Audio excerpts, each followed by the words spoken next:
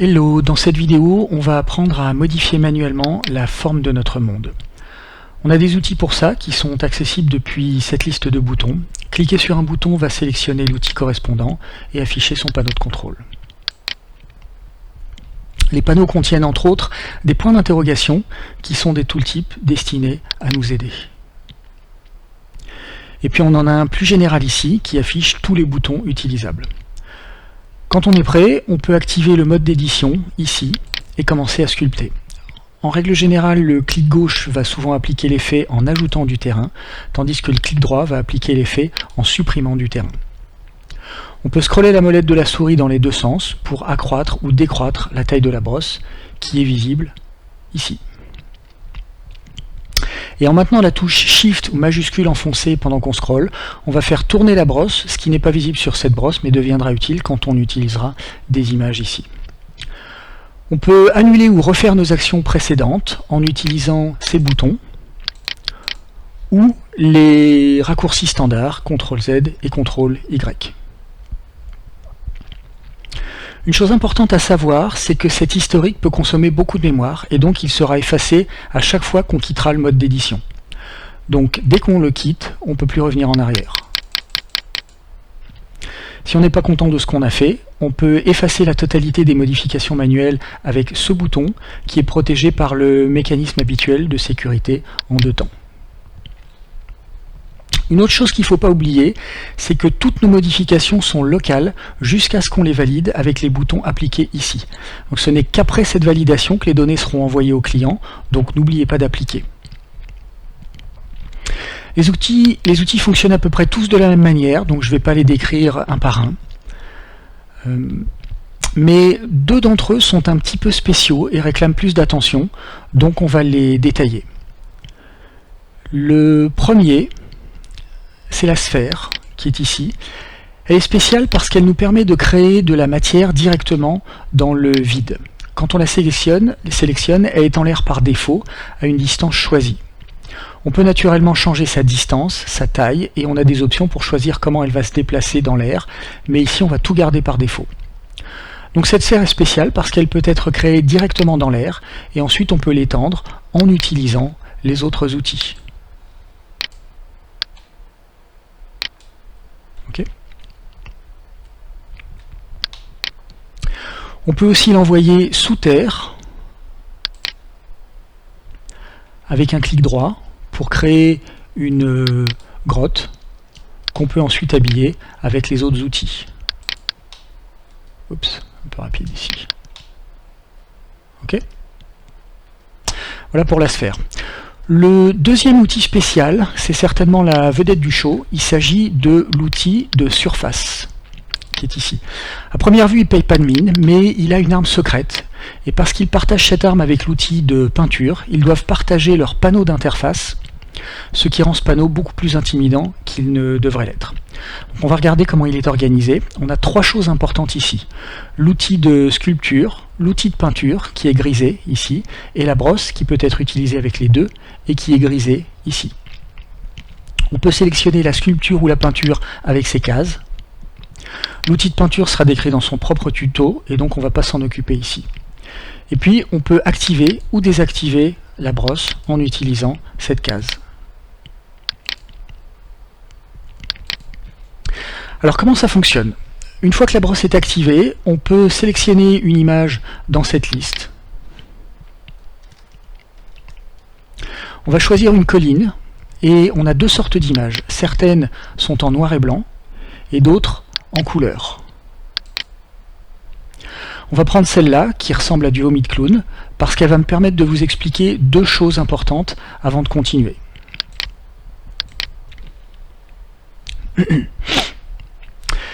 La première, c'est ce qu'est une image en couleur. Une image est constituée de 4 canaux, un pour chaque couleur de base, rouge, vert et bleu, et un pour la transparence, qui s'appelle le canal alpha. Alors cette chaîne alpha, elle n'est pas toujours présente. Par exemple, les images JPEG n'ont pas de canal alpha, c'est pour ça que les JPEG ne peuvent pas être transparentes. Chaque canal code la quantité présente dans l'image de sa couleur. Donc ce qu'il faut retenir ici, c'est que chaque image en couleur contient en réalité 4 images en noir et blanc. La deuxième chose importante, c'est ce qu'est une heightmap. Alors heightmap en français, c'est traduit par champ de hauteur, mais si on veut en trouver sur le net, il vaut mieux utiliser le mot anglais, donc c'est celui que je vais garder. Donc la heightmap, c'est simplement une image en noir et blanc qui est utilisée pour encoder la hauteur d'un terrain. En général, le noir est le sol et le blanc représente l'altitude. Donc au final, n'importe quelle image couleur contient potentiellement 4 heightmaps utilisables pour nous. On peut maintenant comprendre ce que sont ces images étranges. Ce sont simplement des images couleurs, mais dont chaque canal contient des informations totalement différentes. En somme, ce sont littéralement 4 images en une. Donc on va choisir un canal, et on peut maintenant l'utiliser comme une brosse pour créer ou détruire du terrain. Alors je vais passer la force de l'outil à 0,3 pour que ça soit un petit peu plus visible. On va le grossir. Et voilà, si je fais un clic gauche, j'ai ma colline. Si je fais un clic droit, je supprime le terrain. Alors, on a à peu près 200 ou 300 images dans cette liste, et nombre d'entre elles contiennent 4 canaux différents. Donc en tout, on doit bien avoir dans les 500 images disponibles. C'est sympa, mais en fait c'est juste la partie visible de l'iceberg, parce que la bonne nouvelle, c'est qu'on peut récupérer et utiliser n'importe quelle image du net. Pour ça, il va falloir utiliser la barre d'adresse qui est ici. Elle fonctionne exactement comme celle qui est utilisée pour les pions Internet. Donc si l'adresse commence par HTTP, YAG va essayer de la télécharger sur le net, et sinon, il va essayer de la récupérer directement dans son répertoire d'images. Pour rappel, ce répertoire est situé dans Mes documents, My Games, YAG, Client et Images. Alors, techniquement, on a terminé, j'ai dit tout ce que j'avais à dire, mais je vais terminer la vidéo en vous donnant quelques exemples. On va d'abord supprimer l'atténuation des bords ici, pour pouvoir utiliser la totalité du rectangle des images. Et puis, on va commencer avec quelque chose de sympa. Donc, CTRL-C et CTRL-V. Hop, on va virer les petites collines, on va prendre un peu d'altitude et on va utiliser un des canaux du chaton, donc on va prendre le bleu qui est le plus contrasté pour créer la chaîne de montagne du grand chaton. Alors, comme vous voyez, naturellement, c'est pas très jouable, mais ça reste assez spectaculaire, et donc je voulais le placer dans la vidéo. Ensuite, naturellement, vous me connaissez, on a donc le donjon de l'araignée, qui est ici. Alors sur cette image, les 4 chaînes sont les mêmes. On va supprimer le chaton. On n'a pas besoin d'un effet aussi fort. On va diminuer un petit peu sa taille, voilà, pour obtenir ici donc un donjon. Alors celui-là est un petit peu plus intéressant que le précédent parce qu'il est réellement jouable. Donc c'est juste pour vous dire qu'on peut utiliser des donjons extrêmement fantaisistes. Ensuite, je voudrais vous montrer qu'avec le noir et blanc d'un côté et les clics gauche et droit de l'autre, on a en fait 4 combinaisons différentes. Alors, on va virer la petite araignée. Pour ça, je vais utiliser une image en noir et blanc et une copie de cette image avec les couleurs inversées. Donc, on va commencer ici par ce petit donjon donc, qui est en blanc sur noir. Okay, on va grossir un petit peu la brosse. Hop, clic gauche, clic droit. Et puis ensuite, on va utiliser la même image avec les couleurs inversées, c'est-à-dire en noir sur blanc. Voilà. Donc là, pareil, clic gauche et clic droit. Voilà. Et donc, vous pouvez voir, en comparant les 4, qu'avec ces 2 images noir et blanc, on peut obtenir 4 effets différents, soit en utilisant la forme elle-même en on ou off, en quelque sorte, d'accord, soit donc clic gauche, clic droit, soit en utilisant le background en on ou off. Ok. On peut aussi utiliser des formes moins naturelles, comme par exemple ce donjon qui est un petit peu plus civilisé. Hop.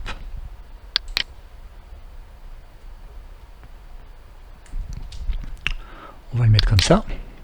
Voilà, c'est parfait. Donc ce donjon il est très joli, et je ne l'ai pas fait avec les images précédentes, mais on peut bien sûr le sculpter pour le modifier. Donc par exemple ici, je vais utiliser l'outil d'aplatissement, qui est ici, on va le réduire évidemment beaucoup, pour créer par exemple un petit pont, ok, ou éventuellement pour refermer un mur. Si on l'utilise sur une paroi verticale, vous voyez qu'on peut, on peut fermer un mur. On va aplatir ici, hop, on va se débarrasser des résidus, et voilà, on a fermé notre mur. Voilà, et bien sûr, on a pour le moment utilisé des images en noir et blanc, en pur noir et blanc, mais on peut également utiliser des teintes de gris. Donc on a un bel exemple ici, avec une structure un petit peu complexe. Alors celle-là, je sais par expérience qu'on a besoin d'une force de l'effet à 0,4 pour que ça rende pas trop mal. On va supprimer le donjon précédent. On va bien sûr augmenter la brosse pour que ça prenne la totalité du terrain. Hop, quelque chose comme ça, ça devrait être pas mal. Ah, j'ai oublié d'appliquer l'image, voilà, pour ça que je la reconnaissais pas. On va utiliser ça comme ça et on va appliquer. Voilà, c'est pas trop mal. Donc vous voyez qu'on peut faire des choses assez intéressantes. Alors, je vais quand même insérer un pion pour vous donner une image de l'échelle. Donc on va prendre un petit pion standard, on n'a pas besoin de quelque chose de très original ici. C'est juste pour que vous ayez une idée de l'échelle générale de cette map. Et vous rappelez 2-3 choses importantes à ce sujet. D'abord, vous pouvez constater que la précision n'est pas fantastique, c'est parce qu'on est limité à 1 mètre, mais ça peut tout de même héberger de belles aventures et de belles scènes. Et puis, n'oubliez pas qu'on peut donner une saveur très différente au terrain en changeant ses textures. Donc par exemple, ici, en mettant un petit peu de sable, vous voyez qu'on peut obtenir une très belle ancienne ruine dans le désert, par exemple. Et puis, si on met un rocher un peu plus noir, on peut obtenir au contraire un endroit plus démoniaque ou infernal. Ok ?